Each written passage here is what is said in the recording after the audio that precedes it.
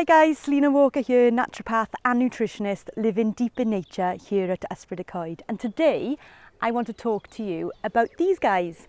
So these are spruce tips. So I want to talk to you about that because I want to show you how you can pick it in a really sustainable manner and give you some ideas on what you can do with it. So spruce, the trees I'm with here, this is our woodland. And when we bought the land, there was a pile of Christmas trees planted and very few were harvested, so they've been grown very close together. So the ones on the outside have got these amazing spruce tips growing now at this time of year, and the tips are where they grow out. So I kind of feel a bit bad taking from the tips. So what I do is I wait till we've had some stormy weather, which doesn't take long this time of year in West Wales here in the UK. And I wait for there to be a bit of stormy weather so the trees have been shaken and they naturally drop to the floor. So rather than pulling these off and stopping the growth of this beautiful tree, I take what nature naturally drops to the floor, and I'll show you about that. So these trees are Norway spruce. And do you know what? When we moved here, it's been such a learning journey. And there's the occasional other spruce tree here, but I just couldn't remember the name. And I can remember that when I used to teach in school, there was always one or two children or teenagers, depending on what age group I was teaching, I struggled to remember the name. And I like to remember things in a funny way because that's just the way I am. So I remembered these guys' names by thinking of how amazing they are and having a conversation with someone. And the conversation in my head goes something like, so what trees are these? And I tell them and they go, Norway. So that is how I remember these beautiful guys, Norway spruce trees. Now the medicine you get from spruce trees, you can use most spruce trees. The main one you want to stay away from are yews, because yews are poisonous. So you do need to look and you need to understand your spruce. Plus, it's great to get to know what trees you're working with. And maybe like me, you'll find some humorous way to remember it in your own brain. So these spruce tips are medicine. Now, if you've ever walked in a pine forest and breathed in, I mean, if I breathe this in now, the smell when you're walking through, you just know there's medicine in there, and you know that that smell is healing. And you can make many different things from spruce medicine. So for instance, I make vinegars, tinctures and oils, and you can simply just make a tea. If you're out in the woods and you walk in and you want a really healing tea, then you can make it from the spruce needles, or if there's spruce tip at time, you can use the spruce tips. Now the main thing I use these for, and when I'm thinking of medicine, I always like to simple things down, but the main thing is vitamin C. These are absolutely brimming with vitamin C, and they do have that kind of citrusy vitamin C flavour that we associate together. And because they are absolutely brimming with vitamin C, because vitamin C flushes the body with antioxidant, that is going to have an effect on so many other levels. So I would also say it would have, an effect on inflammation in the body, because the antioxidants would flush into the body and help with that. But the other thing that spruce is very well known for, and particularly spruce tips, is for coughs and kind of mucousy coughs and bronchitis, those kind of things. So I just think of it as medicine mainly for the winter, really, because of that vitamin C and coughs. But it's a medicine that will benefit us at all times of year, because we all need vitamin C at all times of the year. And this beautiful tree gifts it to us.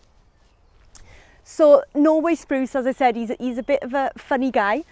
And these little tips, when you feel them, they're like little rubbery tips, and they're so beautiful. So what I'm now going to do, and I'm going to bring you in with me, I'm going to take you into the woodland and you'll see how closely together things have been planted. And I'm going to start harvesting, just got little net bags here, putting the spruce tips in. And the reason these are great is because it has been a bit stormy. There's still some water on things. So as I'm walking around, it will start to dry the spruce tips out. Now with the spruce tips, if I'm making a tincture, I will leave them fresh. But for the oils, I will dry them, because I don't want the water to go into the oil, because it will make the oil rancid.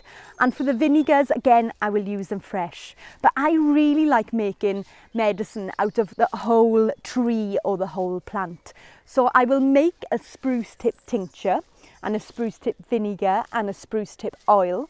But later in the year, I will also just make some from the spruce needles, and I might do a mixture then to make a whole tree medicine, and also add in some of the tree blood or the tree sap, whatever you want to call it, that comes out of the tree, again harvesting that in a really sustainable manner, and I'll do a video on that. So coming into the woods with me and I'll show you what I'm up to. So here we are in one section of our woodland, and this section is the section that's been thinned out the least. So even though this has been thinned out, believe it or not, it still, as you can see, needs a lot of work.